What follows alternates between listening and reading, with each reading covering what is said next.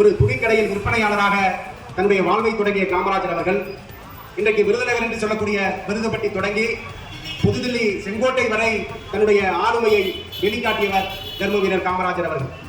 1920ஆம் ஆண்டு மகாத்மா காந்தியடிகளின் தலைமையிலே அகிம்சை போராட்டங்களிலே பல்வேறு கட்ட போராட்டங்களிலே தன்னை ஈடுபடுத்திக் கொண்டு 10 ஆண்டுகளுக்கு மேலாக சிறை வாழ்வை மேற்கொண்டவர் தர்ம வீரர் காமராஜர் அவர்கள்.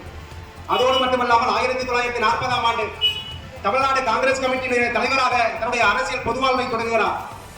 மக்களிடத்திலே கட்சியினர் மத்தியிலே கடும் பணியை ஆற்றி வருகிற காமராஜர் அவர்கள் மக்கள் செல்வாக்கு மிக்க தலைவராக உருப்பெற தொடங்குகிறார். பின்னர் தான் 1954ஆம் ஆண்டு தமிழ்நாட்டினுடைய முதலமைச்சராக பதவியேற்கிறார். தமிழ்நாட்டினுடைய முதலமைச்சராக 1954ஆம் ஆண்டு முதல் 1963 வரை 9 ஆண்டுகள் அவர் புரிந்த ஆட்சிதான் தமிழகத்திலே பொற்காலம் என்று சொல்லக்கூடிய அவையிலே காமராஜர் ஆட்சி அமைந்திருக்கிறது.